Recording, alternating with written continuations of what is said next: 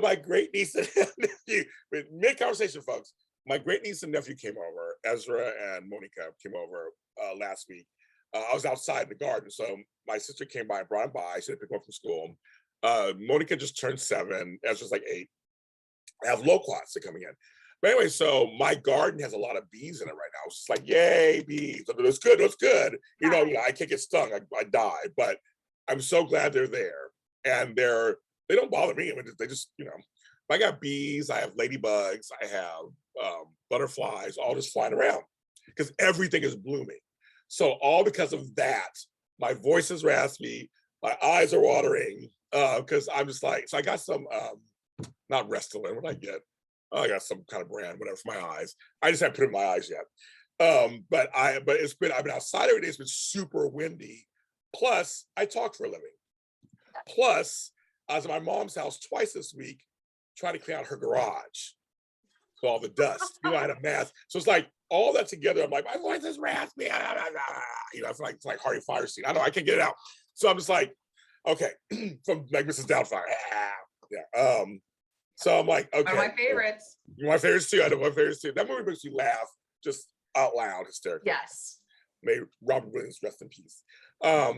But no, so my voice is a little raspy, but the kids came over and they picked loquats and we filmed them. But I was out there filming, I was just telling Melissa, I was filming a video, going, my babies. I was trying to grab them, and everybody laughed when I did that. I was like, I love my plants. Everybody knows that. I'm a plant father. I love my plants.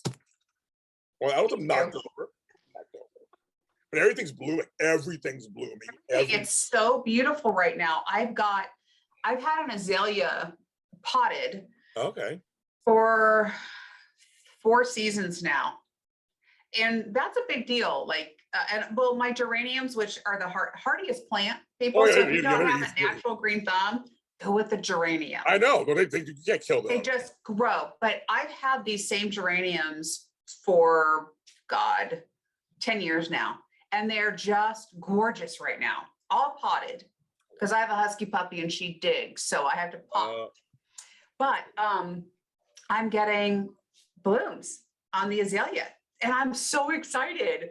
I love it when I go around and I visit with my plants, talk to them. Good. And I'll be like, Les, honey, we're getting blooms. And he looks up from his iPad like, okay. Les. So it's okay. I'll be excited for both of us. Yes. It's okay. I get it, Melissa. I totally get it. And on Twitter, I follow like 10 or 15 people who post just plant pictures of their gardens. I'm just like, oh my God. I look at plants and picture and trees, and I just get, yeah. And I have a show, folks, called A Lot Beneath the Soil. You can check that out here on DLG Media. My newest show. Have you been to Bouchard Gardens? No. Put it on your list. Yeah. Put it on your list. I mean, it's gorgeous.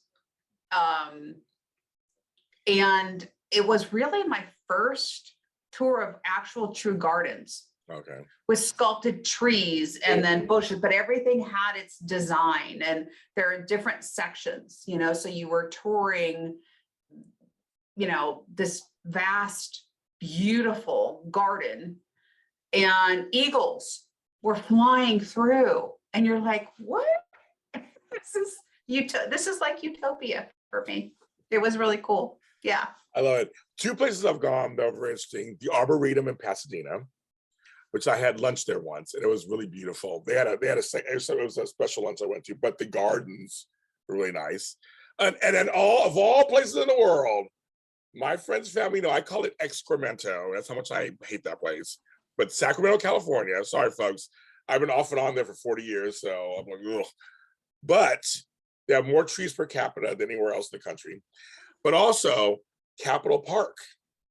They have a tree from every single place in California in the park. Well, that's really cool. So if you want to walk around, and they have plaques explaining which each tree is, Yeah. which tree are. It's just, yeah. It's my, I went to college, folks, I swear it.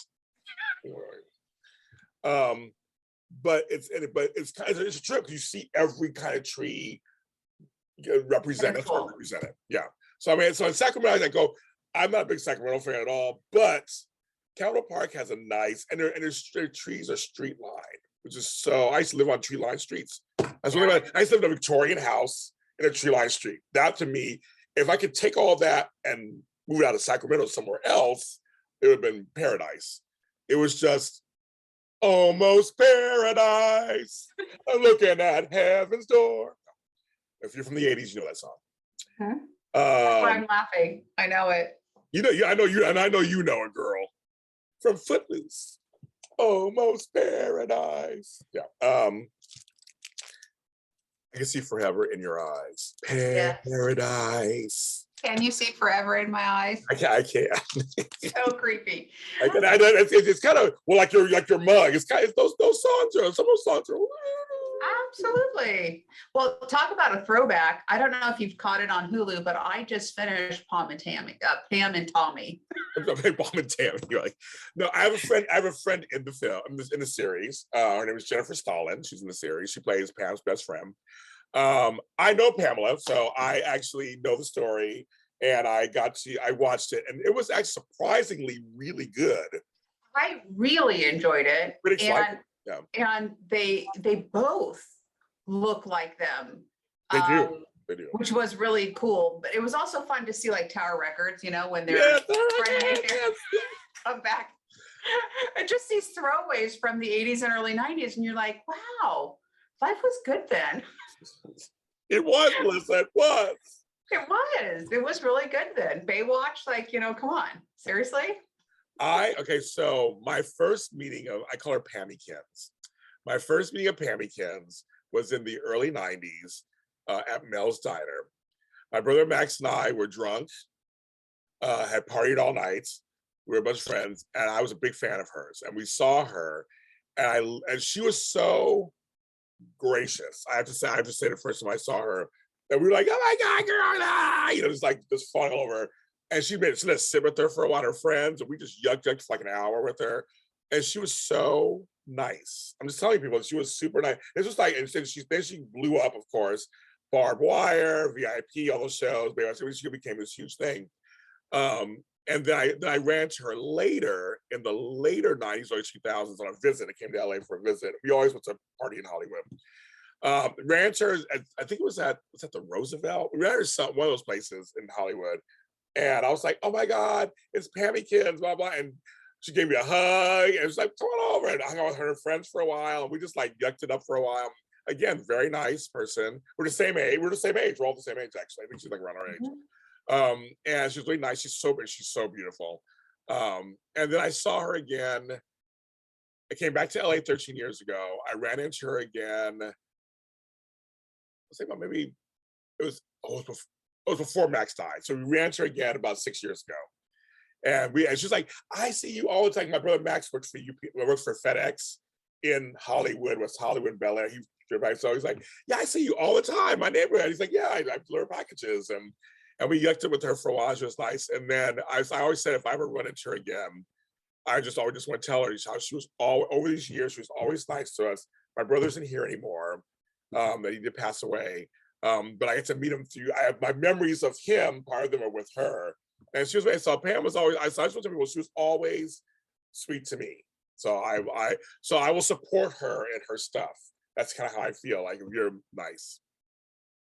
Yeah, well, you know, watching the series, I think they had a really good moment where, you know, she knew early on how this was going to affect her in a very negative way, and they brought that out. But what was interesting is the wife of the guy who stole the video said when she found out, you stole that from her. Like that was her moment with her husband, who she was deeply in love with, very private, and you took that from her. Shame on you, like, you know. And it hit him like, oh, I did that, you know, I thought that was an interesting and very important element to, you know, when you do that, how you affect the other person, because his target wasn't her per se, it was Tommy. Right. But she was the collateral damage there, and her career definitely was affected by that tape. Yep. So I just felt like, because, you know, obviously we were, you know, we knew when that tape I remember when that tape got released, it was like the biggest thing It was. in the Valley. And I thought at the time, I thought, God, that's terrible. Like, what if that, because a lot of us might go, well, what if that was me? Right. You know, but so many of us don't even think about that. No. So I like that they brought that into the picture of like, wait a second, this ruined her, basically ruined her life for a good number of years. The series is getting critical acclaim. And it's on Hulu, folks. So Pam and Tommy is on Hulu. And it's a limited series. And like I said, my friend Jennifer's in it. So like, but I said I interviewed her. She's on this. You can see here on it's on my Extra Connections with Jennifer Stalin. She's a Raiderette cheerleader and a TV host, and I love her to pieces. But I said I'll tune in because my friend was in it, so I tune in. But I know about Pam, so I thought I'd tune in. I remember the incident, but I didn't expect much. I just thought it's gonna be like one of those Lifetime cheesy whatever. But I was very impressed. It really, Pam actually comes out sympathetic in this series. And so you're thinking she was in, people like she was in on it. I'm like, no, she was not. This tape was stolen. This had not been done before. This was not something that had been done before. They were the first. Other tape, they came later. But this didn't happen. I was in a video store when the tape came out. So I remember when it came out, it was a big deal. And it was an anomaly. It just had never been happened before. And because I remember at the time, people were like, they seemed so in love. It wasn't like just raunchy, just like they were in love. Yeah. Now, did I see the tape? Yes, I saw it back then. I did see it. I saw pieces of it. I don't think I ever watched it really through. I know I saw pieces of it. I have very vague memories of it. Just like you said, what I took away from it was, wow, you know, there are moments there where they're just so in love with each other. It was, yeah. So anyway, I just finished it. I enjoyed it. I thought it was good. I thought it was really well done. The acting was good. Like you said, there are certain scenes where literally that's Pam Anderson on screen. They did a great job with making over the actress. So yeah. I enjoyed it. I recommend it. I like that. So on the same vein of that, I was telling us because we didn't get usually get together on Mondays, we get there last Monday. But I had done a book signing event at Barnes and Noble at the Grove in Los Angeles. You can check out. Yes, you can check out my series, The Really Quick James Lott Jr. Show. I show some behind the scenes. It's out now here on JLJ Media. I document everything, folks. I document everything. So it was my first. The weekend before, I showed up for the Edition Days thing with Tony Moore, who's been a guest on the show. I just showed up as a special guest. Did that, but that was a very small, like 25 people affair that was recorded for the audience. And I did that as a former guest list celebrating 7 years. And that was my first foray out in like 2 years to an event, kind of. But this was a major event. It was 150 people. It was at the Grove. Half had mask, half didn't have mask. It was this crazy thing. And I was the host moderator.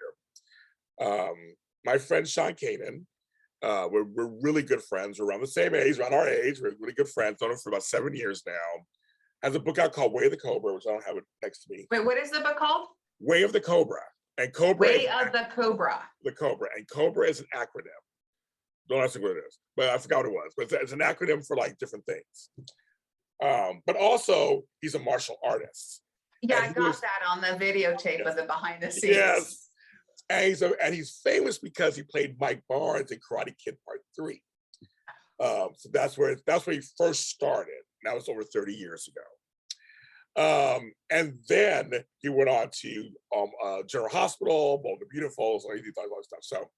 So we became friends. But anyway, so he asked me to be the moderator because I've read the book. He knows he's safe with me. And I was nervous in terms of just being out and about, not my performance. Oh, okay. I was like, I'm like, I do this. So going out is still making you anxious? Yes. Okay. I'm forcing myself to do it. I'm just like, because part of me is I'm tired of it. I'm tired of being inside in my compound.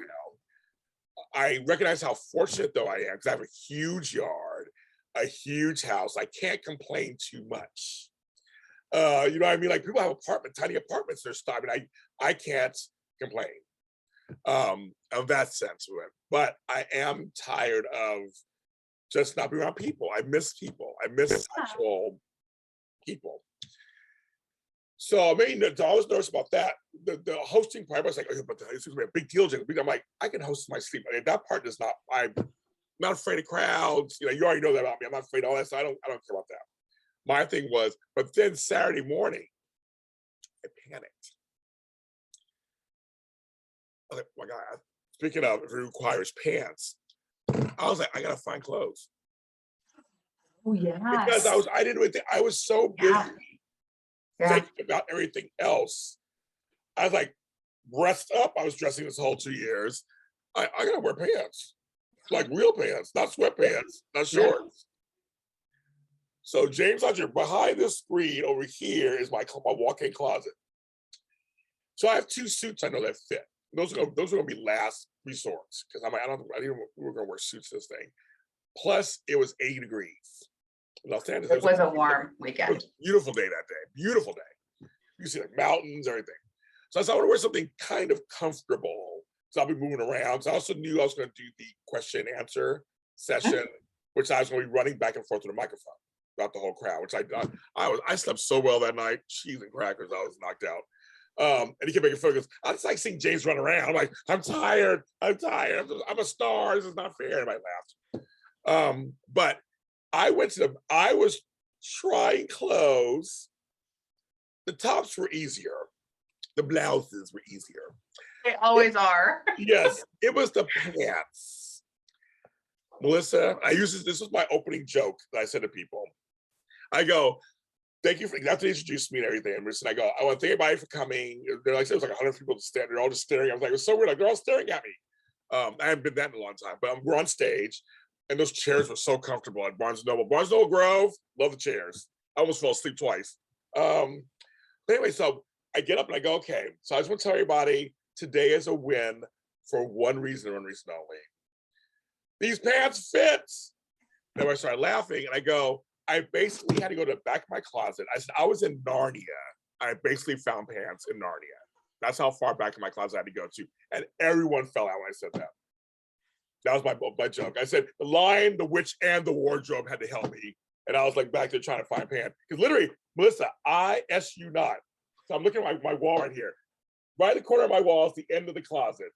There was one pair of pants.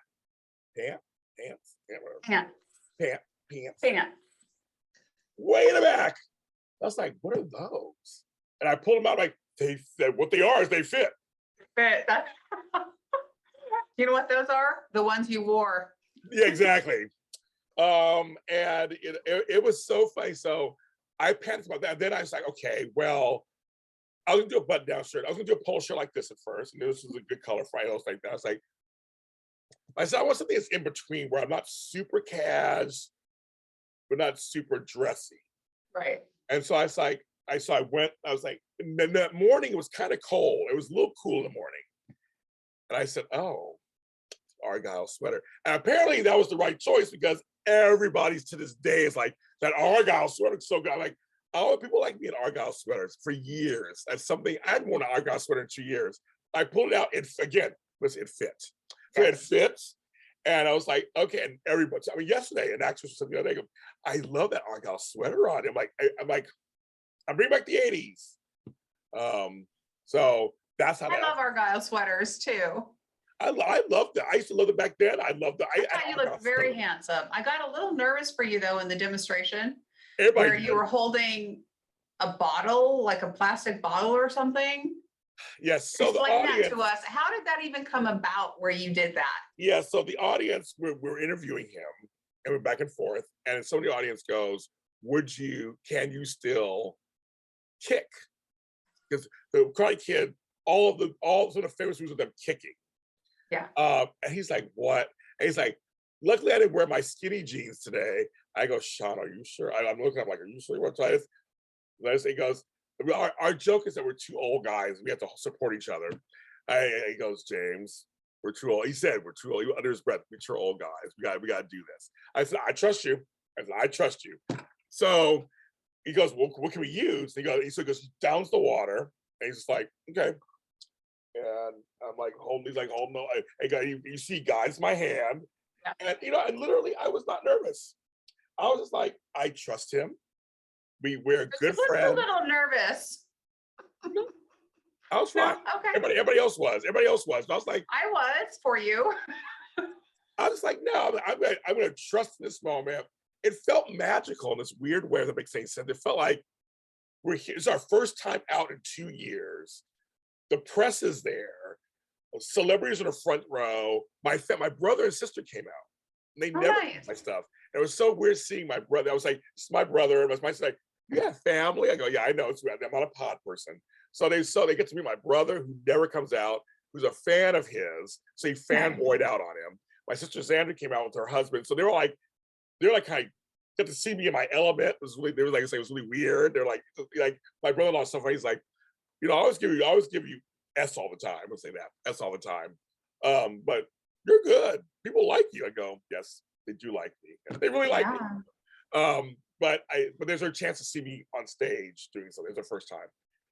So my family was there. So it's kind of like, I had a feeling it was going to work. I don't know. I was like, it's going to work. And he moved my hand up there. And then when he kicked it, I was like, yeah. Everybody else was nervous. Your face when the bottle, when he kicked it, you looked at the audience like, I did. I just had a feeling it was going to work. Yeah. It was a good moment, for sure. It was a good moment. Yeah, it's going viral on TikTok. I put it on TikTok, it's going viral. But my thing was, it just felt like there are times in our lives that I notice sometimes when everything seems to line up. So it just feels good. Like we've done many conferences and stuff. I feel like there have been certain conferences I've done where I'm like, everything's lining up. It's working. I mean, yeah, it's like stuff behind the scenes and all that. It's kind of crazy, but you're like, it's coming together. Like it's gonna be fine. Like this webinar, this web thing, this thing, or this conference, this speaking person, they finally get on stage. You set up the room. It's 2 for 6 for table. If the LCD projector is working finally. Like, and then all of a sudden they start talking. You're like, I had a feeling. I was like, it's coming together. It's coming together. And he goes, thank God I can still do that. I said, you'll probably be in pain tomorrow, but that's okay. We started laughing. But yeah, so that moment, everybody loves that moment. I was like, yeah, it's a very interesting moment for me. It was a lot of fun. But I trusted him. I trust him.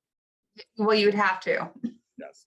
And that's us. And I was telling, he didn't know this. I kind of gave him some extra praise. He didn't know, and he almost cried. I could see. But I just said, he's been a really good friend to me. Him and his wife, Michelle, are super talented, Emmy-winning, long-time Hollywood people who have taken me in as friends. And like during the pandemic, I said, during the pandemic, you call and check on me. Not text, call. How are you doing? I know you're single. How are you doing? What's going on? And like come down to Palm Springs, stay at our, like, it wasn't for work. This had nothing to do, because there was no work at the time. And 2 years ago this month, everything is shut down. So there was so he wasn't asking me for anything. It was just like, how are you doing? What do you need? I said, and that to me, it signaled that we are friends. We're not just Hollywood friends, we're friends.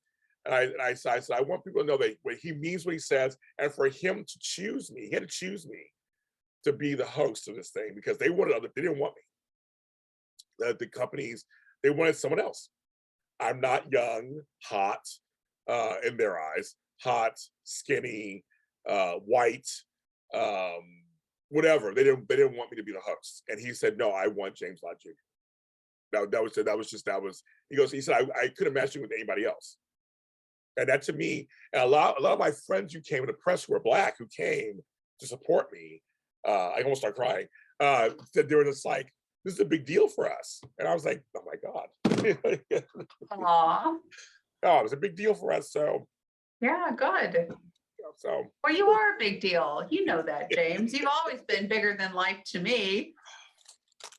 But I think that what people don't understand about you is like you're very serious about your craft. And so people see the vivacious, right? They see the excited James, and they put you in a box. They don't know James. James is a very serious, intelligent, caring individual. And that comes through with the funny. Right. And that just elevates you and makes you special. So, you know, now that you've done the gig, I wouldn't be surprised if you get more calls to do more Yeah. interviewing.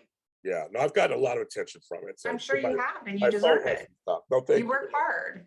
Well, Tony, our friend Tony Morris said to me, he goes, James, because he was there too. He showed up for me too. He was there. And he said, it was a well-deserved opportunity. Yeah.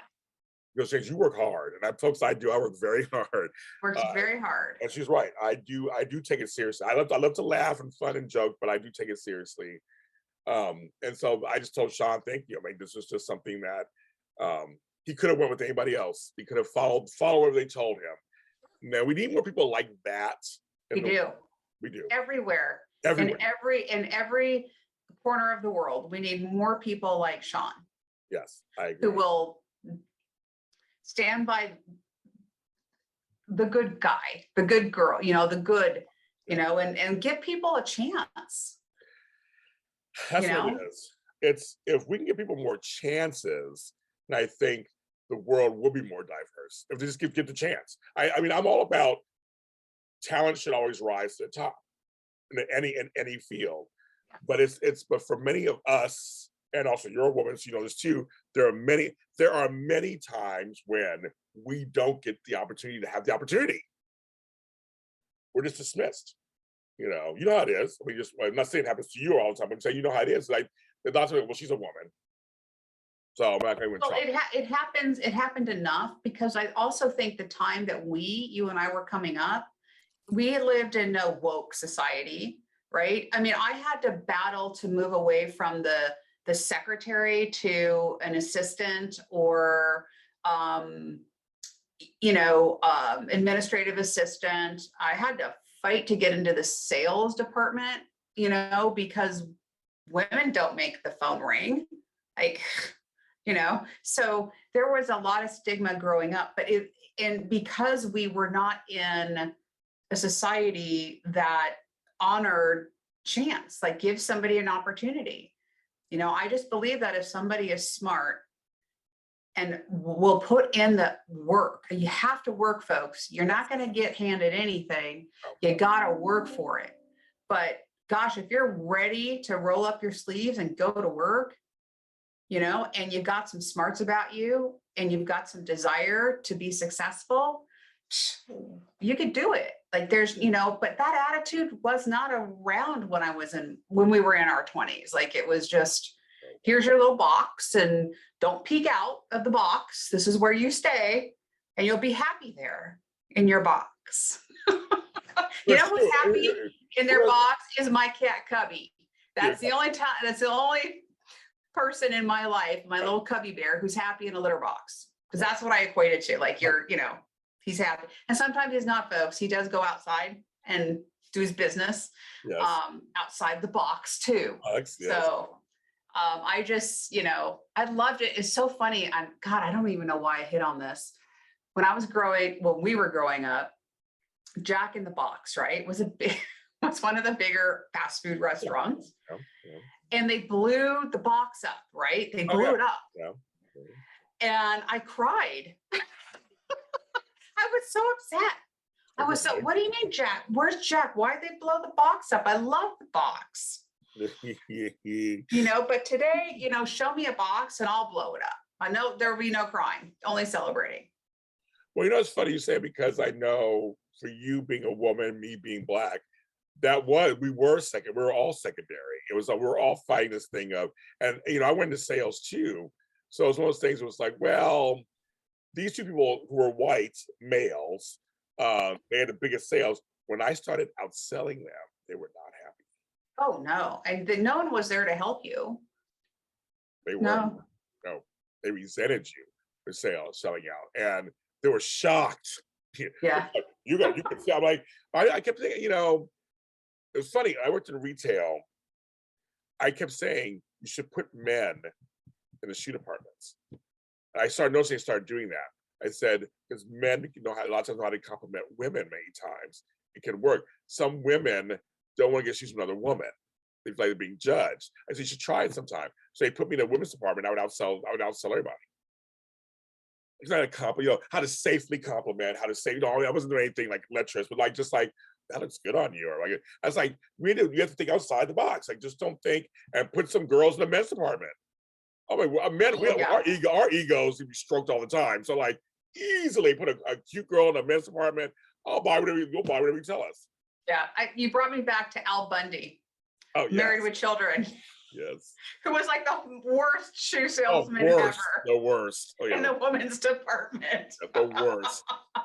But you know what I mean? That's the whole point. It's like that, but actually in real life, that does work. And I tell people, Does, yeah. nothing outside just, but women can sell. I know some great female salespeople who are just amazing, who killed their targets every week. I mean, they were just like, and even I was selling some of the men. The guys were so upset. Oh my God, they were so upset. If a woman or a gay person or a black person outsold them, they were pissed. And it Yeah. wasn't just, and sorry, folks, it wasn't just the competitive piss. It was like, oh, they outsold me. They were pissed. They said things. Trust me, I heard the words. They did not like it back then. But I know some women who are great salespeople, but just and I don't do them being women. It's just there's good salespeople. Right. Well, again, I think that, and that's an important thing you said too. I hope that we're moving away from she was a great salesperson or he was a great something, because it's just, sales, whatever it is that you do in life, acting, sales, they're a good salesperson. Right. And I'm not touching on the gender equality so much. Right. But what I'm touching on is if we blow the box up and just be recognized for being good at something, regardless of age, gender, creed, whatever it is. It's just, wow, what a great acting job. Way to make that sale. That was an awesome sale, and I just think that if we just move away from that, I think we'll all be a little bit happier. Yeah, I agree. I just think he's just this talent should always rise to the top, no matter what it is. But opportunity is what is the most important thing. At least give people a chance to show what they can do. When that's not done, then nobody wins. I mean, then everybody loses. You may know you're losing out, but you're losing out. You're losing out a great salesperson and don't even know it because you're basing it on something else. Right. And I do in our organizing world. I touch a couple of short organizers who are shorter, and some of them were like, "Well, I can't hire you," and we're like, "Well, do you have a ladder or step stool?" I mean, like, I don't, why can't you? I mean, it's not a million. If every organizer was tall, but I mean, and actually being tall has some disadvantages too. Trust me. I said, but it was like to me, I heard that I'm like, wow, that we get discriminated against because you're shorter. Yeah. It could be anything. It's so funny you say that. I've been on this kick. I didn't leave the house this weekend. No driving for me, no going anywhere for me, not even the grocery store. But I have this step stool and I use it because I'm on the shorter side of 5. I want to say 5'5", but I'm like more like 5'4" and something. But I was cleaning out, and you'd be very proud of me. I'm in this kick of organizing my kitchen drawers so that I know what's in the pantry, or like where is that spatula, like where I need to find things. But I definitely need a step stool. And the idea that you wouldn't hire somebody because they might need they're too short, like that doesn't even make any sense. Yeah. People will pick things. So in the end, like I said, that book signing was great. Again, I did that. Good. And that was good. And we got a little bit emotional this Zoom call, didn't we? It's my second time on the show. I'm crying. I stepped up on my little soapbox, but it's okay. I don't do it often, but when I do it, good. And that's what we'll end it on this, because it's been over half an hour. I'm James. And I'm Melissa. And we're passionate and emotional. Our show's called Coffee and Conversation. And sometimes a conversation with your friends does get like this. This is like real life, folks. It's real life. And so talk with your friends. Conversation is very important. And just exchange of ideas. And I'm so glad we do this show. It's like a lot of fun. And Hope you enjoy it too. And we have guests sometimes too, which will come on, and we'll have more guests coming on too. So follow us on all of the audio services where you get your podcast, whether that's iHeartRadio, Spotify, Google, Apple, Cashbox, Deezer, wherever. Look up Coffee and Conversation with James and Melissa. Like, follow, subscribe. There's usually bells and things you can hit so you can always know when a new episode comes out. And on YouTube, it's my online network, JLJ Media. I have shows from left-handedness to now world soil. And so check those all out on JLJ Media. Subscribe. And this show has a playlist. It's on there. We'll see you next time and have more coffee and conversation.